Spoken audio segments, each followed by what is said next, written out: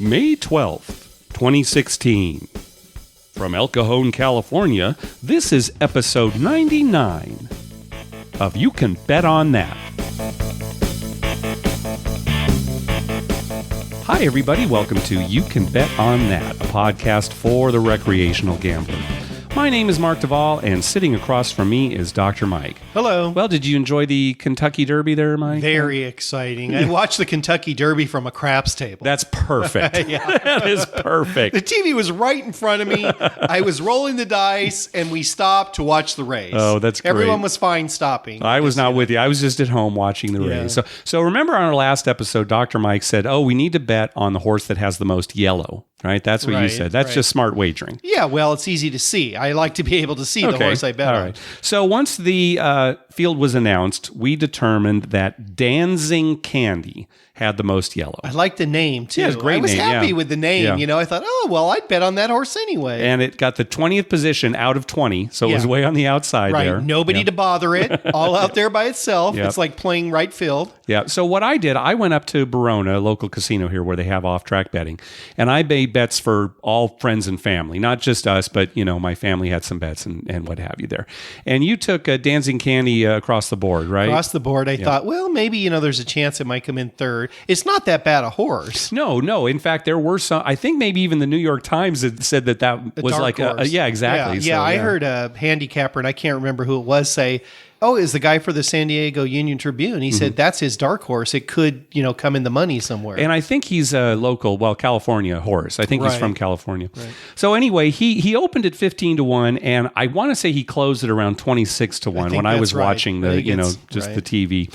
Anyway, he got off to the lead like everybody said he would. He kind of, set the pace. He finished 15th. Pace horse. About 19 3/4 lengths behind the winner, Nyquist. So it was close. So it was close.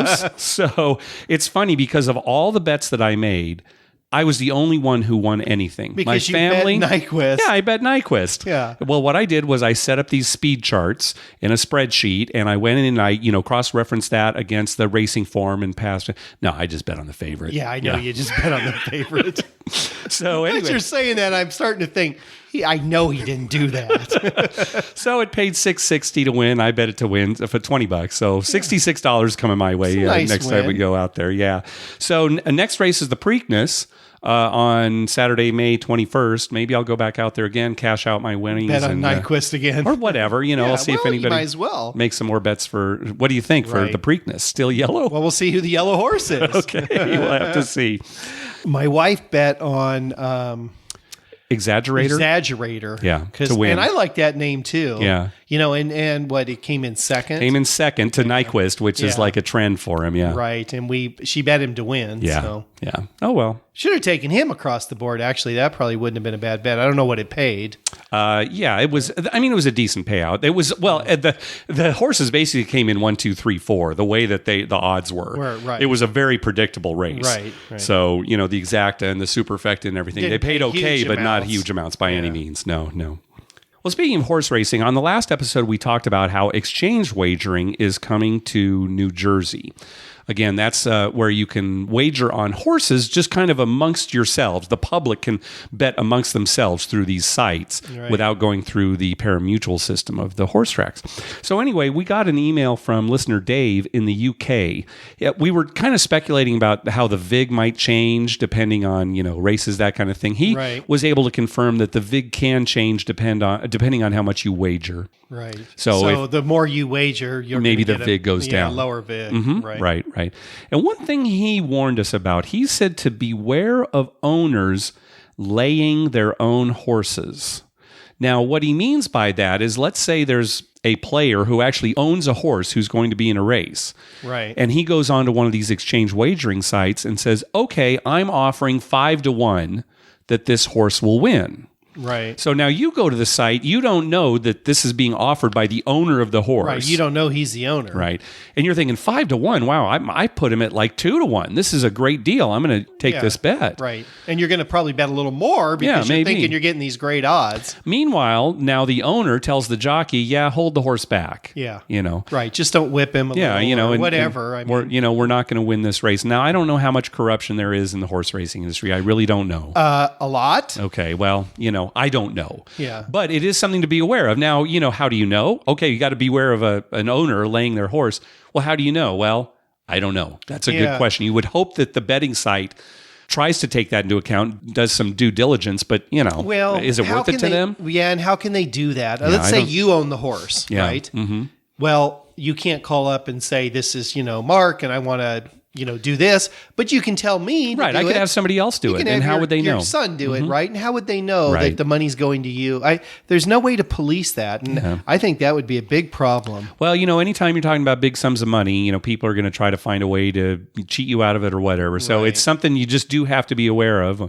We don't have any suggestions on the best way to do that, but it's something you need to be aware of. Probably the best adage would be, if it seems too good to be true, it's probably too good to be true. That's right. If somebody's offering odds, it's like, why would you offer odds like that? Right. But maybe it's not that obvious. A 5-to-1 versus a 2-to-1. Maybe it's 3-to-1, or maybe there's just a line that you can't cross. Where if it's 2-to-1, you say I'll give you 10-to-1. Kind of brings up a red flag. But 5-to-1, maybe you're thinking the guy's just a little goofy. Yeah, or something. Who knows? Maybe after you've made a few of these wagers, you get to know some of the people who are on these sites, and maybe you can trust them. And maybe it's like some new person's like, well, I don't know this guy. I'm not. Maybe I'll bet a couple bucks. Yeah. Just to see how it goes, and then maybe wager more. This might be a good thing for small wagers. Mm-hmm. Yeah, that's true. People who are just going to bet $10 or something, and it doesn't really matter if, they get ripped off. Right. But I don't know if I'd be putting in large sums of money. Yeah.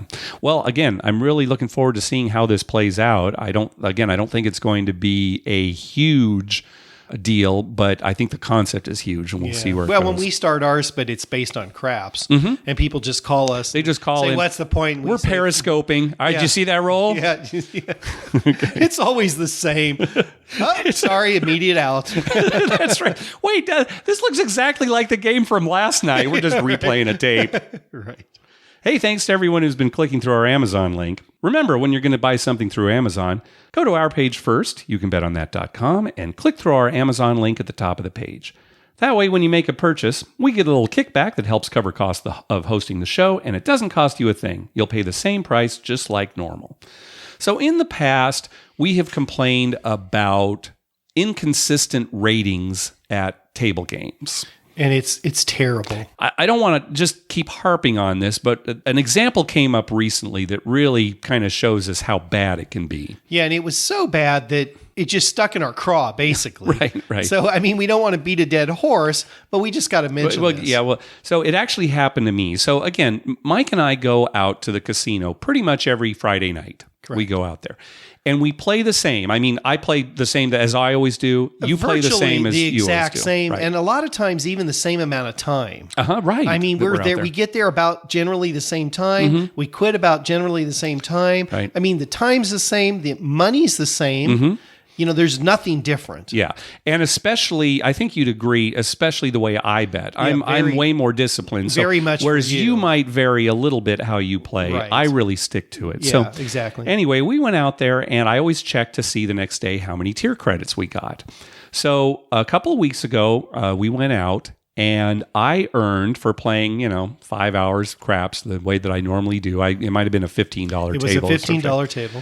I earned 1,734 tier credits, which is pretty good. Yeah. That's actually, very good. Yeah, so, it's not bad. We go the following week. Again, same amount of time that we're out there. Again, a $15 table. Right. I'm playing the same way. 265 tier credits. It's like 1,734 versus 265 for the same amount of play. Different. It's like 6 times difference. It's almost like they clocked you out after the first hour. Mistakenly. Maybe there was some kind of mistake. He left, and then you just never clocked you back in, which we did. We didn't leave. We never leave the table. No. Now, the thing is, we go there so often that I don't think it's worth my while to try to get this. No, and what would they do? What could they do? Yeah, the thing is, what do we get treated by them pretty well anyway, and we're out there all the time. And, am I going to complain constantly like every other week? Once again, you need to look. I didn't get a good rating. We certainly don't have anything to really complain about. We're treated extremely well. Yeah, we are. Yeah. Extremely well. And they're very nice people. It could just be an error. It could be an error. But it's just odd that it happened. This was just the most blatant that we've seen, but there's still been inconsistencies from week to week. So again, table game play, this is always going to be a problem until they can really quantify it. It's nice with slots that it's so accurate. Yeah, right. Slots, video poker, you put your card in, it's extremely accurate. Yeah. Right, and it's just so bad that it's so inaccurate at table games. Yeah, I know. And it really does vary between who's in the pit. Mm-hmm. Yeah, that's a big part of it. Because we've kind of kept track of that, and certain people will give us way better rating than other people, and we're playing the same way. Yeah. All right. Anyway, dead horse. Let's go to our voicemail hotline. Don't forget, call our voicemail hotline at 951-292-4377. That's 9512-WAGERS. 9512-WAGERS. And maybe we'll play your clip on the show. So something happened here recently in the sports world that was a pretty big deal. And I think a lot of people in America don't have a sense of how huge this was, simply because soccer is not real big here. Yeah, unless you're a soccer fan, which some patients of mine who are big soccer fans, I mentioned it to them. They knew right away. They were very excited about it. Yeah. Well, let's listen to this call from Ian. Hi, Mark, Dr. Mike. My name's Ian Dunk. I'm calling from a city called Leicester in England. I've telephoned you earlier this year. I'm calling because of a sports bet that's taken over publicity here.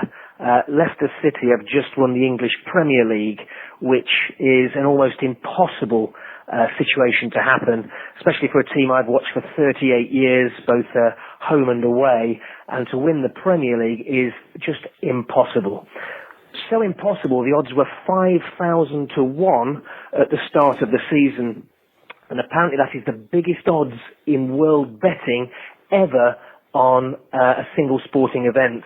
And the sports bookies, the bookmakers here in the UK, are standing to lose some £50 million on bets that were made. The odds are so high, they were even higher than finding Elvis alive. That's how ridiculous they were. The highest odds I can find in American history, it was 999 to 1, which was the St. Louis Cardinals in baseball in 2011 when I believe they won the World Series. And there was a 300 to 1 Super Bowl bet in 1999 with the St. Louis Rams, who went on to win. The highest odds ever in any UK horse race has never been higher than 250 to 1. So to get 5,000 to 1 on an event happening, and it's simply because English Premier League football is so dominated by money, and Leicester City had spent so little money, and yet they have gone on to win the championship. Absolutely incredible, and the whole city here is buzzing like something I've never seen in my life. And there's a final parting shot. A friend of mine had £20 on Leicester at 5,000 to 1, a crazy bet, and he's just taken home £100,000 tax-free. I hope he buys me a pint. Cheerio. Yeah, this... He ought to buy you a whole keg. This was so improbable. This really is the biggest upset in sports history, certainly in this century. Right. And just incredible. 5,000 to 1. And I love that his friend's getting £100,000 tax free, right? They don't tax gambling winnings. It's almost $200,000. Yeah, American right. I think it's like dollars. about 170,000, something like that. But yeah, I mean, just absolutely incredible. Yeah, it's amazing. Well, he made a good point. See, the English Premier League, it's all about money. So the cities that spend a ton of money get all the best players. Yeah, sure. So for a team that doesn't have, say, quote, the best players to win, it's amazing. Yeah. I wonder if this is going to kind of change the way bookmakers set odds, because 5,000 to 1, I'm guessing that they're going to now put a cap on how much an impossibility is. Right. You know, they just might make, no matter how crazy it is, just make it 1,000 to 1. Right. So we'll see. 999 to 1, never go over that 1,000. Yes, never go over no matter what. Exactly. Because they could take a bath. What if some guy's just a real, he doesn't put 20 pounds down, he puts 100 pounds down. Because he's right. He's just, he's a big fan. That's his team. That's his team, right? I mean, we've all made bets like that. Well, you think about it. I know the Chargers aren't going to win the Super Bowl, but I'll put $20 down. Yeah, 100 pounds, 170 American dollars. Yeah, you could see yourself doing that. Well, yeah, just, because it's your favorite team. Oh, you're in Vegas and you're up. You had a good night at the craps table. I'm going to go put $200 on, the Padres to win the World Series. Yeah. It's stupid because that's never going to happen. No, of course not. Yeah, that's a really stupid bet. 5,000 to 1. Give me a break. Right. One thing I like to, Ian referred to St. Louis. Yeah. You know, most people here call it St. Louis, but when I hear St. Louis, it reminds me of this old Bugs Bunny cartoon where he's at odds with Yosemite Sam over something, right? You know, they're battling it out like they usually do. So they're inside this house, and Yosemite Sam sets up this cannon outside of the front door, and hooks it up to the doorknob, right? So when he opens the door, the cannon's going to shoot. That's the idea, right? So they're both inside this house, and Yosemite Sam's like, let's call a truce, varmint. Let's be friends. Right. And so Yosemite Sam then beats on the floor with his foot where Bugs Bunny can't see to make it seem like somebody's knocking at the door. Right. Says, hey, varmint, somebody's at the door. And so Bugs Bunny leaves the room to go answer the door. The camera stays with Yosemite Sam, right? And off screen, Bugs Bunny goes to the door, and then Bugs Bunny comes back in and says, "Oh, hey, Doc, it's for you. She said to mention St. Louis." St. Louis? Emma! And so then Yosemite Sam goes running off screen. You hear the door open and the cannon go off. Right? And then Yosemite Sam comes back in. Same old Emma. That's what I think. Whenever I hear St. Louis, that's what it makes me think of. I think St. Louis was kind of the antiquated St. Louis, right? Yeah, right. It's like the Old West. It's the Old West. Oh, we're heading to St. Louis. Yeah, exactly. Right. Yeah. All right, let's hear from Walter. Hey, guys. My name's Walter. I'm from Aloha, Oregon. Love listening to your podcast. I was going to call and sing the praises of gambling in Reno being at such a great value and everything, whereas Vegas is kind of losing its value to us recreational guys. But I can't do that because Reno is really starting to lose its value too. I went down there for a jazz festival, and by the way, if you want to go for a great jazz festival, it doesn't seem like it would be in Reno, but it is. Always in April. So anyway, I went down there for a jazz festival and stayed at Circus Circus. I had a nice clean room, and my host always treats me well there. I'm a video poker player. I like to play craps as well, but video poker's my game. Went down to the casino, and every single machine had been downgraded to the point where the best game was 8-5 jacks or better, and it went down from there. So this all stems from the El Dorado buying Silver Legacy and Circus Circus as well. And I just wanted to let you guys know that Reno is no longer the value that it used to be. So as a value-conscious gambler, it's disappointing to me, and I really hope that somebody in Reno will turn this around and see they're chasing people away rather than drawing them in. Thanks for the great podcast, guys. I hope to talk to you soon again. Bye. Now, did you hear where Walter was from? He's from Aloha, Oregon. Aloha? No, it's pronounced Aloha. It's spelled like aloha, the Hawaiian word, right? But it's pronounced Aloha. And interesting. I went to the University of Oregon for a couple of years, right? And I had a friend who lived in Aloha, and she was saying, yeah, it's spelled like aloha, but you pronounce it Aloha. Now, who decided that? I don't know. If you look, the origins of the town's name, it's a little obscure, so maybe it's based on the Hawaiian word, maybe it's not anyway. So, yeah. But that's too bad to hear about Reno. Yeah, you'd think that, Vegas can kind of get away with bad gambling rules, but a place like Reno, you'd think would want to get people in there. Although, I don't know, people from Northern California, I guess. What's near Reno? I mean, you can go up to Tahoe, but they have bad rules there. Yeah, Tahoe, Carson City, yeah. I don't know. Now, you went to school in San Francisco. We went to Reno frequently. You went to Reno. You wouldn't go to Tahoe? Was it? No, we usually went to Reno because there were more casinos. Okay, yeah. It was Tahoe. It just wasn't enough casinos then, and it was just easier to go to Reno. Yeah. And we had a good time back then. We always had fun there. Yeah. I like Reno, actually. It reminds me of downtown Vegas. Yeah, right. Now, it sounds like now it's going to Strip Vegas. Yeah. But, that's too bad. I haven't been in so long. I can't see a time when we'd get up there. We went up there for a hockky game. I don't know if you didn't I wasn't go, with you. Yeah, I remember. But years ago, that was the last time I was there. And we were there for the hockey game, and we stayed at Harrah's. Mm-hmm. And it was nice. I liked Reno. Yeah. Reno's a quaint little town. Yep. Yeah. We're going to hear from Walter again. First up, though, here's Matt. Hey, guys. This is Matt from California.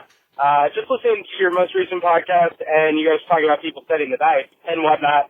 I had an interesting time. I just got back from Vegas, and I'll call back for a trip report later. But I was playing craps with the D, and the way I like to shoot, I like to, I'll set them to a random number, whatever, kind of similar to you guys. But what I do like to do is for some reason, I think it's just the way my hand works, is I'll pick up the dice and then tap them once on the table, remove them from the table, tap them once, and then shoot them. And actually, one of the dealers, it was the pit boss who was there at the D, did not like me shooting like that. And, really couldn't give me a reason why. I didn't think it was a big deal. The dice never came out of the tub. And it was just, I don't know, it's a weird tick that I do. I don't intentionally even think about it. So I just wanted to share your experience, or you have some good stories about the way you shot, and if, a dealer or a pit boss or anybody has ever talked to you about that. It just seemed like a really weird thing. It didn't seem like I was doing anything that I could have manipulated the dice. So anyway, call back with this report. Thanks for the show, guys. Love it. Have a good one.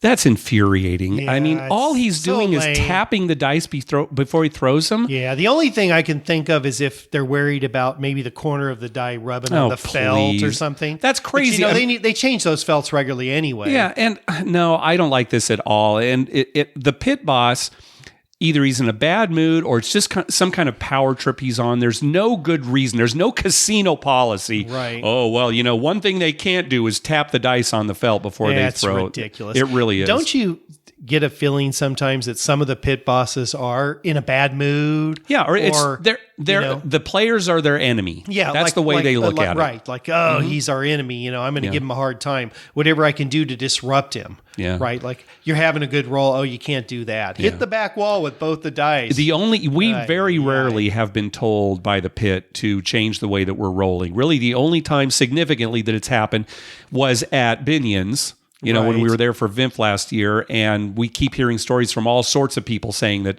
they have trouble with the Binion's pit too. It's really a shame. So they have a reputation. There should never be a reason to tell a shooter to change the way they roll unless they're doing something that might be dangerous. Yeah, or they're sliding the dice, something that's real obvious, right? Or they're taking way too long, that kind of thing. Way too long. I can see a pit saying something because they want the game to move quickly, right? And people get annoyed. Other people get annoyed. If you're picking the dice up and throwing them in a timely fashion, I don't care what you do. Yeah. A lot of people circle their bet, right? They pick the dice up, they circle the bet, they throw them. People have these rituals. I think this is going to be my new ritual. Yeah. I'm going to tap the dice now. Just going to pick it up, tap the felt, and then I'll see if I ever get called on it. I bet I don't, but you should pick the dice up, tap the table, and then yell something. Just think of something that you want to yell, whatever it is. Just keep it clean, or whatever. I mean, just every time you could yell something. Okay, just some word. Some word. I'll have my phone just come up with something random from a dictionary. Nothing to do with the game. Yeah. Not like come on 9, we need a 9. That's right. Just something, just a random something. Word. Yeah, that's right. Printing press. Yeah. Go. All right. Next call. Hi, Mark and Dr. Mike. My name is Trinish from Washington, D.C. Love your show. You guys really have a big following among my friends out here. Myself and 3 other guys, we're about 25 and been playing poker together for 7 years or so. And we recently started going to the casino regularly over the past year. We mostly stick to the basics, blackjack, roulette. We do play some slots. We like the Moon Queen over at MGM, but we mostly stay away from slots. But we think that one's good. And we're just starting to get into craps now, thanks to your show. But my question for you guys actually has to do with surveillance. At our local casino, we saw a guy snag some chips off a crowded blackjack table and then claim they were his, which led to a huge screaming match. It took about 10 minutes for surveillance to review the video and determine whose chips it actually was. And then last week, I saw a guy take back some chips from an outside bet on a roulette table and claimed they were his when someone else had actually placed the bet. And again, surveillance settled it, but not until a huge argument broke out, and it was a huge mess and an even bigger Rodion. So I was just wondering if you guys could recall the craziest or perhaps most controversial incident you've seen in which surveillance was called to settle it. Thanks.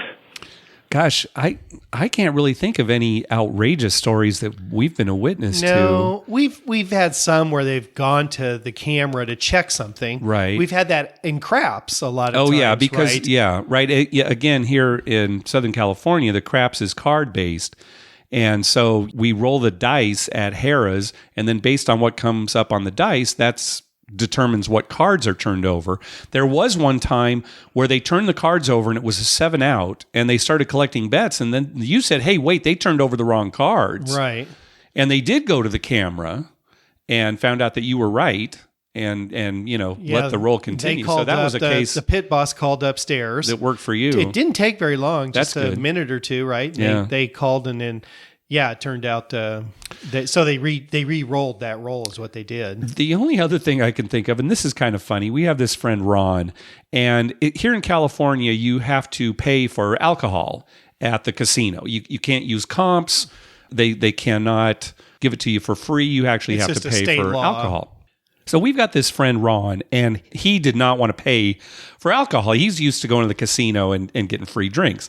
So his idea was, he brought a flask with him, filled it up with booze and brought this flask with him. And he was just going to spike his drinks. Yeah. So we were all in the buffet, and he ordered like a soda, a Coke or something. And he took out his flask and poured it into the drink. Now, mind you, this is in the buffet. This is in the buffet, right? Not on the gaming floor. Yeah.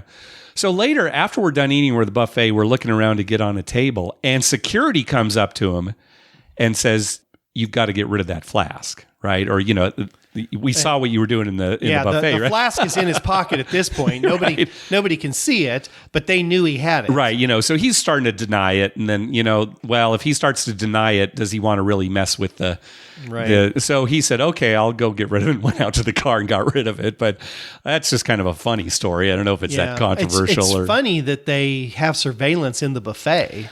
There's no exchange of money going on in there or anything. Yeah, that's true. Actually, I guess cameras in the buffet. Yeah, well, I guess they're everywhere, right? Yeah, I guess that does make sense. But how much attention do they pay to the cameras in the buffet? How often is there an issue? Guy to look at the buffet camera? Oh yeah, there. I guess that maybe they took a little too much. They watch for people who are going into the buffet without paying. That I can understand. Maybe. And maybe that's. But that'd be a camera up by the cashier. It wouldn't be in the buffet. I don't know. Anyway, you're watching for people loading their pockets. Did we tell the story about the guy that was loading food up that I saw? I think we did. Yeah. If we didn't, I'll write that down. We'll save it for a future episode. Yeah. That's a guy they should be watching. Yeah. I'll go back and see if we talked about it. The only other thing I would say about this surveillance stories, we have seen things where there's some controversy, like on a blackjack hand or something, and they go to the camera. Yeah. We've never seen any fights because of it. No, and so their stories aren't that interesting. They go to the camera and it's resolved. Right. They go to the camera and one way or the other it's resolved. Yeah. All right. One more call from Walter. Hey guys, Walter here again. I called in earlier about the video poker in Reno, and I forgot to mention one thing. I did play craps while I was there, and they have 3, 4, 5 odds at Circus and Silver Legacy and El Dorado, since they're all owned by each other. That makes sense. And it was a $3 minimum, 3, 4, 5 odds at Circus, and they had the fire bet. So I tried the fire bet. I got it to 3 once, and that was it. The staff was very courteous. The crew was very good. But I did run into one thing that I had not run into before, and that is this. On the 3, 4, 5 table, it was a $3 minimum. There was one bet. I think it was the 4 or the 10, where I tried to put $10 behind my 3. So I was $1 over the 3 times, and they absolutely would not let me do that. And it's the first time I've ever run into that. I thought it would just be done for me that way. I've done it before where it exceeds the odds by $1 amount just to make it a little more even, but they would not let me do that. So I thought that was a little unusual. Have you guys run into that before? Just curious. All right. Thanks again. Talk to you later. Bye. Yeah. A lot of times the casino will let you bet a little bit more on odds to kind of make the payout right. Well, always on a 5 and 9. Oh yeah. Let's say you're at a casino where it's 5 times odds and the point is 5 or 9. A lot of let's say you've got like $5 on the line and a 5 comes up for your point. Well, if you put 5 times odds behind, that's $25.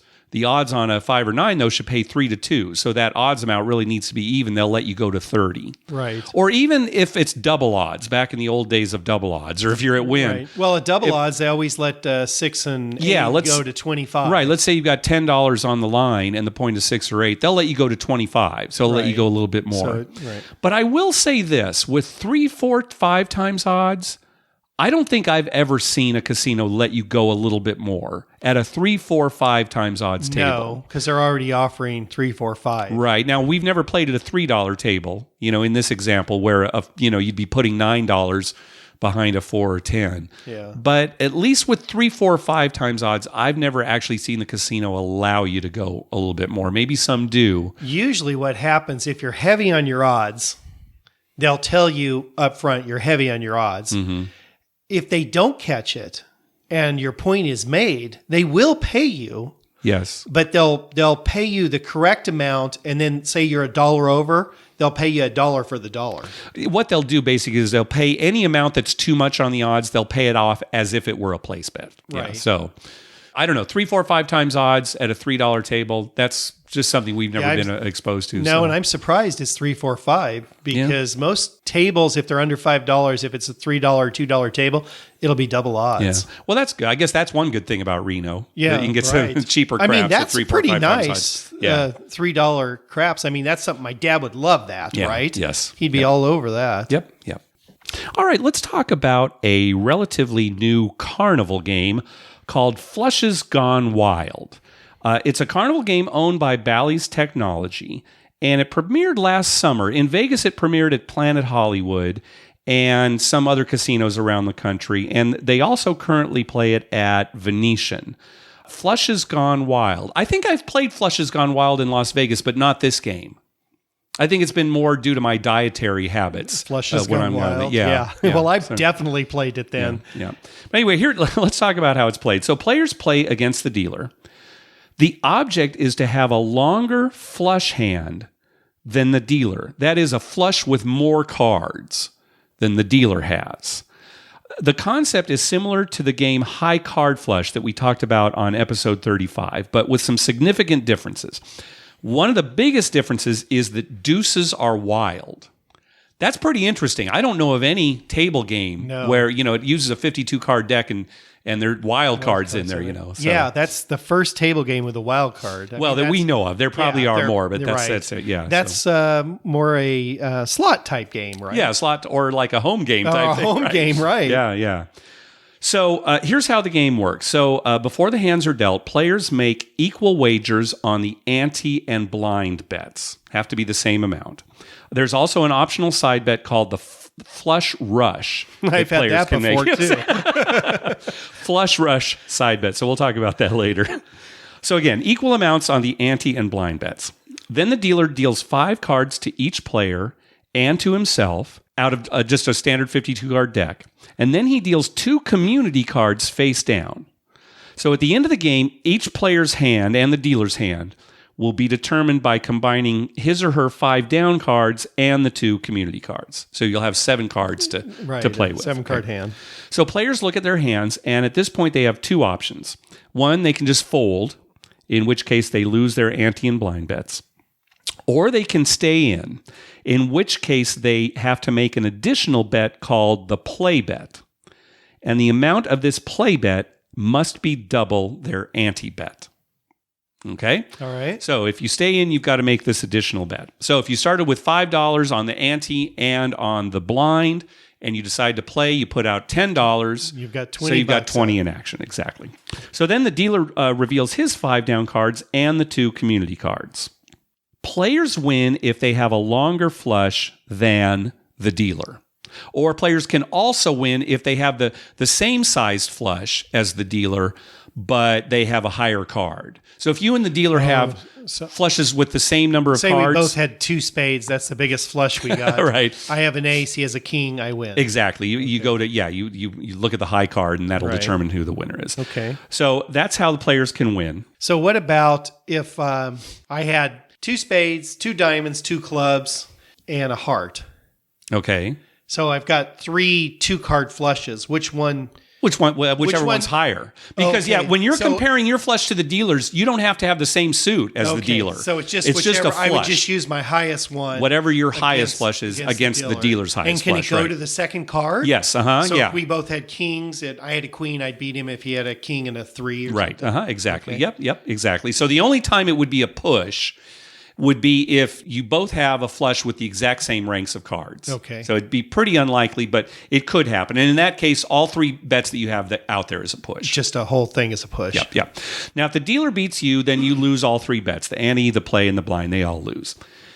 If the player wins, the ante and the play bets pay even money. Okay. Just boom, even money. Okay. The blind bet will pay depending on how many more cards there are in the player's flush than in the dealer's flush. I gotcha. Okay. The differential between the two. The differential between the two, exactly. So the chart that you'll see at the table, it says 5 cards or more. If you differ from the dealer by 5 cards or more, and I don't know why they say or more, because you can't differ from them by. You've got 7 cards. You had a 7-card flush. The worst he can have is a 2-card flush. Right. That's 5. So I guess so people don't question it. 5 or more, it pays 200 to 1. It's pretty unlikely. Right. Well, you have to have a 7-card flush. You have to have a 7-card flush, and he has to only have a 2-card flush, right? If it's a 4-card differential, it pays 25 to 1. And again, this is just the blind bet, because the ante and the play, they just pay even money. If it's a 3-card differential, 5 to 1. If it's a 2-card differential, 3 to 1. And if it's 1 or 0-card differential, it's just a push. Oh, 1-card differential is a push. It's still a push, yes. Wow. Yeah. So if I have a 3-card flush and he has a 2, I just push. Yes. Right. So you can see where a lot of the edge is here. Yeah. The edge that you have is you can determine to fold before you put any more money out there. Right. If you have a 2-card flush. Yeah. So where does the ante and the blind bet? What are those two, and what's the difference?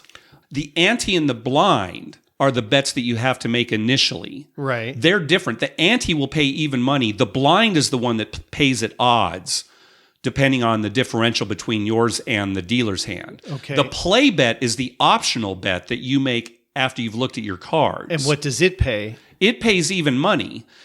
In a sense, it's like you're increasing your ante bet to 3 times its initial amount. Okay. But, that would be a little confusing, right? Instead, they just make it a separate bet. I gotcha. Yeah. So it's the blind bet that actually pays the odds. Yes, exactly. I was confused. Right. I thought it was the play bet that was paying the odds. No. So it's your smaller bet that you get It's odds your smaller bet that you have to make at the beginning that gets paid at the odds, right? The play bet, the bet that you decide whether or not you're going to make, that only pays even money along with the ante bet if you win. Okay, and that's it. Now, the side bet, the flush rush side bet, it will pay if you have a 4-card natural flush or better. So the pay table... Natural flush meaning no wild cards. No deuce. Right. 4-card natural flush pays even money, and then it goes all the way up to a 7-card natural flush that pays 250 to 1. Right. 4-card flush even money. Yes. That's pretty hard to do, too. Yeah, it is. I mean, again, this is a side bet, and it does have a pretty big house edge. It's a huge house edge. Yeah.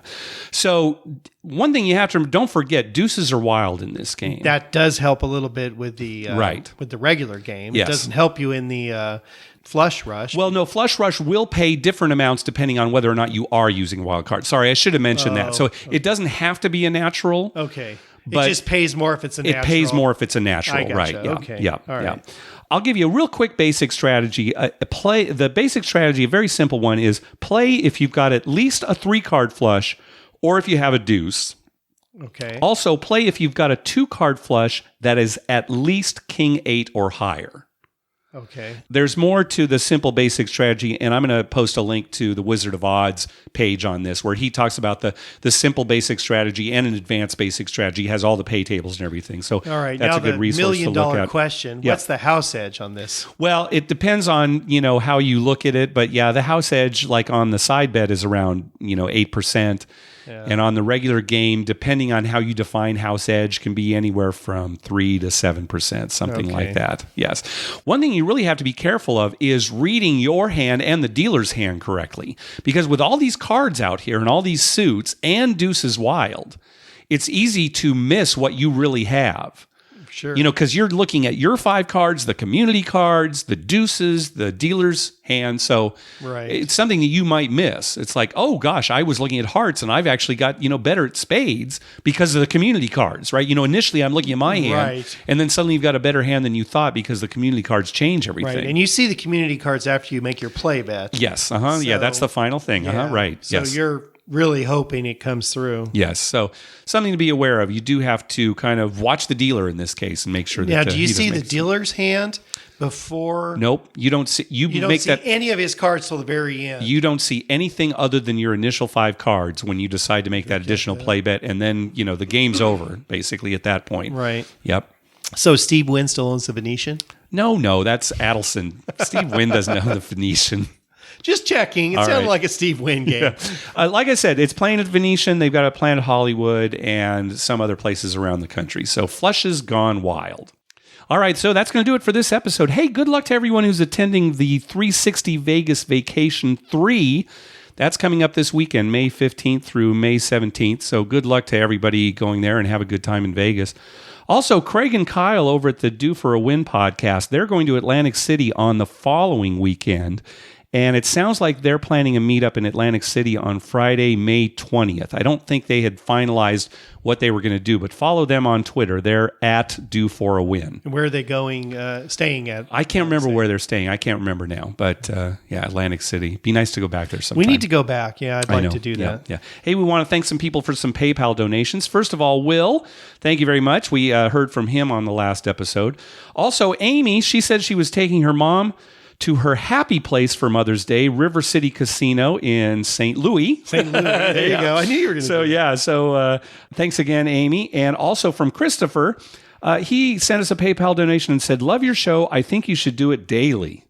Wow. Daily. Oh, my gosh. If Christopher owns a radio station, let's talk. I'd love to. Wouldn't you love to just every day just talk for 2 hours about I guess we'd start repeating ourselves so much. So that's the thing I'm afraid of. We'd have to gamble more. Oh, that's true. Yeah, we could quit our jobs, just gamble more, and then come in and tell stories. It wouldn't be recreational. It's not going too well. Yeah, just every day.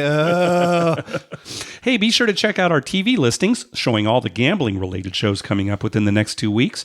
We update those listings every Wednesday using a customized program to search through all the raw American TV data. Just go to our webpage, youcanbetonthat.com, and click on the link at the top that says TV listings.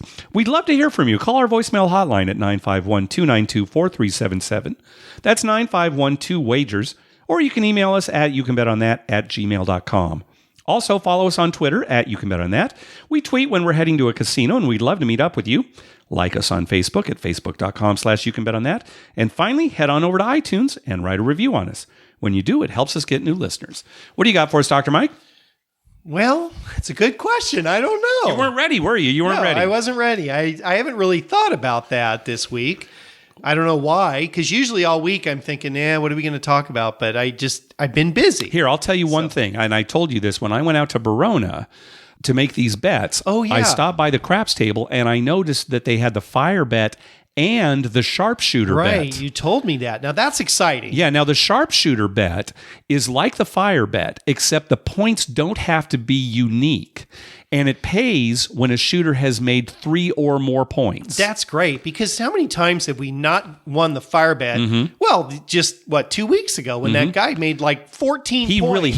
He made at least 10. You say 14. I think that's high, but he made at least 10. I know it. Yeah. Well, it's definitely 10. It might have been 12. Yeah, I think it was an incredible roll. The sharpshooter, and he rolled all those, but he only rolled 3 unique points, right? Right. 6, 8, 9, and that was it. He rolled a ton of 8s. Yeah, that's right. He rolled 2 6s and 1 9, and all the rest were 8s. That's right, yes. So the sharpshooter bet would have paid the max amount. I think 10 is the max that it pays on that. Okay, so that would have been a great So we're going to have to go out to Verona and check that out. We can Plus make both they have bets. 5 times odds. 5 times odds, right? It's just that we don't get any...